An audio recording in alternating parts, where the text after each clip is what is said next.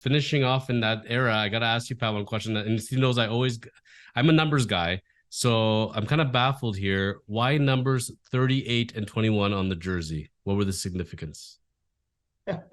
Well, 21 was a number that I always loved. Growing up, watching Nolan Ryan at 34, he was always number 34. But then, guy that I worked out with, I got to know, and we spent a lot of off seasons together, was Roger Clemens. So 21 was kind of a number I just admired Roger. 38 was the number I got when I first got to the big leagues. I tried to change it, when I first got called up. And Steve, I know you'll kind of laugh at this. I walked into the clubhouse manager's office. And I said, "Hey, can I change this number?" And he turned around, Frank Kopenbarger, he started MFing me and saying, "Get out of my office." He goes, "What do you think you're doing, you rookie? You come in here and start to try to change your number first day you get called up. What the hell's wrong with you?" It was a funny exchange, but I quickly walked out of his office and said, "Okay, I'll take 38."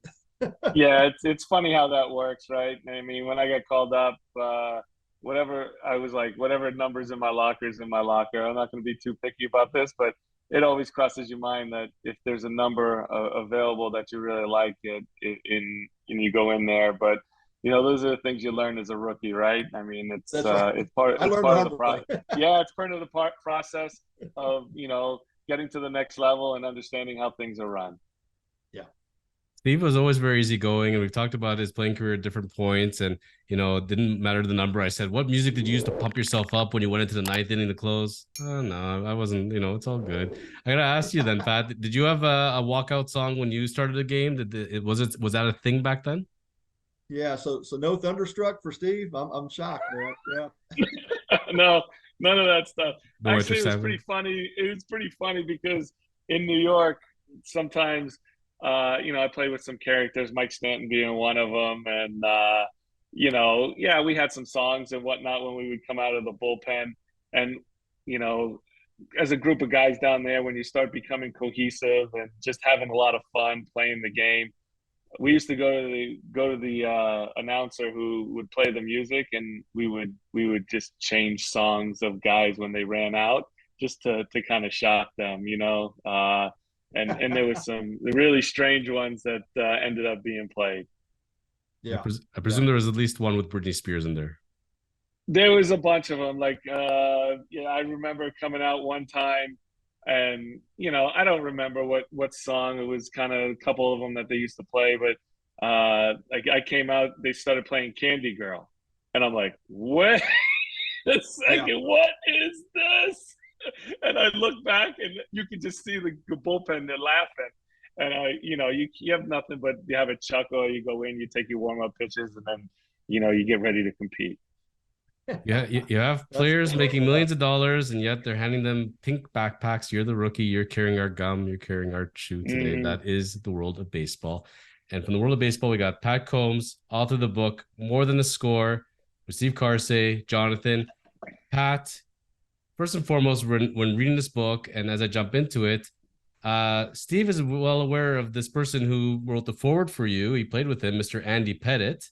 So, and I was trying to figure out the chart of how you guys got connected and where Andy came into the picture here. So you decided to write the book. Andy writes the forward. How did you get connected to Andy? Yeah, Andy and I've been good friends a long time. It goes back to our Houston days. He was raised in Deer Park, Hmm. which is southeast side of Houston. I was raised in the southwest side, so we knew of each other.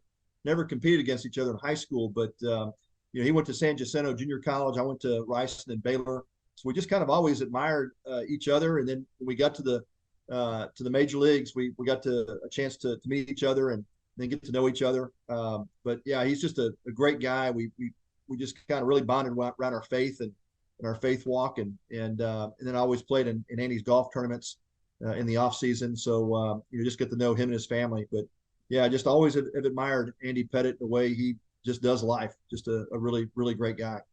And putting it to Steve, knowing this book and going through it, no shock that Andy would write the forward, right? No, absolutely not. Just knowing Andy and reading the forward and what he put in there, it exemplifies him to a T. Just who he is as a person, how he was a competitor, and how seriously he took things on the field as well as off the field. Now I gotta put a disclaimer here, and Pat, I hope you work with me on this one, because my only concern is somebody flipping through the book and everything is not to think that this is not a Christianity book. This is not a religion book. This is about baseball. It's about life, inspiring the youth, and what way that how children and parents can work together and focusing children on their life perspectives. You use a lot of the Bible and your relationship with Jesus.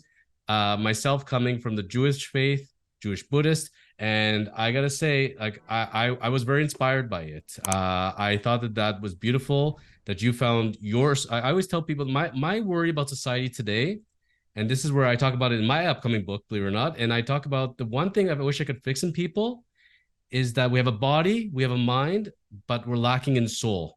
And it's that life purpose, that life energy, that thing that makes us get up off the couch, makes us make a drive for ourselves, want to be better, want to live as better people. And people are having a hard time finding their soul. And I tell them, whatever your faith is, whatever way you got to find it, if it inspires you to be the best you, go for it. I'm all for it. So hearing people, I've gone to different temples, I've studied different faiths. I have friends from different cultures, and I got to say, you can learn from everybody. So you taught me a lot in this, and I thank you for that. And that's where I will tell people, don't get put off thinking as far as if you see anything religious, that's not a bad thing. It's a person using their way, and that should be inspiring you to find your way, so to speak. Yeah. Well, Jonathan, first of all, thank you. Respect that a ton because as I tell folks, look, that's part of my journey in life was discovering, something beyond myself and what was out there. And I had all those questions a lot of people have, like, what's life all about? And, where's this end up? And, how should I live life? And so for me, it was coming to faith in Jesus Christ and then that spirit that you talk about, that soul part, that is a Holy Spirit for me that I believe lives inside me and guides me. It guides me daily. And so I rely on that. I just came to know that I didn't have all the answers, and I needed to have somebody and something to believe in. And for me, that became my relationship with Christ. So it is guiding me, and it guides me through the writing of that book. But you're exactly right, Jonathan. That this book is I want it to be practical. I wanted any parent or any coach to pick it up and say, how do I help guide youth through sports today? And what really should we be focused on? What should we be teaching them? Is it all about just teaching them how to be the best ball player or the best soccer player, whatever it is, whatever sport they're in, or is there something more than that? And I think, as Billy Graham said years ago, there's no greater role on the planet than that of a athletic coach, because an athletic coach has a chance to reach more people in life than even a pastor, a rabbi, or minister, or whoever else. Right there, they're living life in the marketplace. They're doing life, especially when it comes to trying to help raise our kids in the right way. And so, yeah, I think there's the greatest lessons I ever learned in my own life came through the game, came through great coaches, great mentors, people that were support staff in the game, trainers. I mean, those are the people you become close with when you're in the game. And I learned a ton just about life in that. And then, of course, during my baseball career, I had some great spiritual leaders and players I played with, but people outside the game. As I told you offline, one of the guys who mentored me during my career was a Jewish man who became a Christian, and that blew my mind, Jonathan. I never even knew that was even possible. Like I'm from Texas, where Christians are Christians and most of them are Baptists, but I'm like going, how does a Jewish guy become a Christian? And so that really kind of made me think about, how does this all work? How does this whole faith thing work? And so I had a lot of those questions back in my early days. But yeah, I'm glad you said that about the book, because there are some connotations about how I choose to live life, but it also is more about what are we teaching our kids today, and how can we help them to learn those character and virtues that they can get from the game. When you mentioned about when we were talking off air, and you're telling me about the Jewish man that found Christianity, and I told you I'm a Jubu, a Jewish Buddhist. There's so many variations these days, but I tell people don't get too hung up on the labels. It's not all about the labels. It's how you're living Right. your life. That's the bottom line. Now, Steve is gonna roll his eyes at me. I know Steve so well already, but have you watched the movie Major League by any chance, Pat? Major League? Oh, yeah. Okay.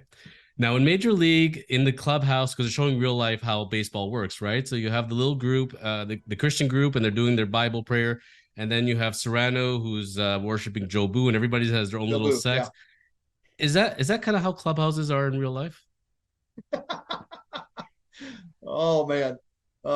Yeah, Steve and I could have fun with this one.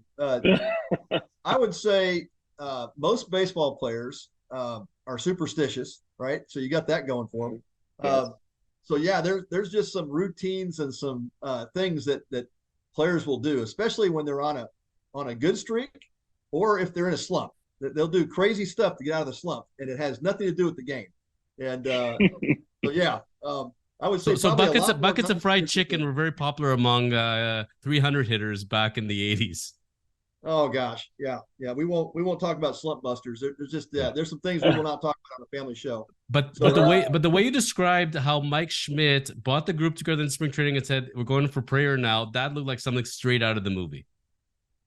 there you go, there you go. Well, I think the best part of that for me was not being a person of faith at that time, was having a leader like Mike Schmidt, who everybody looked up to. Not only because of his on-field play, but the way he handled himself off the field, and that just got my attention. And I'll never forget sitting there, and the pastor was getting ready to come in to lead the Sunday morning service, and I'm looking around. It was only like probably a handful of guys, maybe 7 or 8 guys, and I'm like, well, where's the rest of the team? And Schmidt was like, no, he goes, this is voluntary. I'm like, oh, good. So I'm getting ready to leave, and he pulls me back from the jersey and says, well, you're already here, man. You might as well just stay and listen. It's only going to last 20 minutes. So that was kind of a turning point for me. Yeah, you don't say no to Mike Schmidt, I would guess.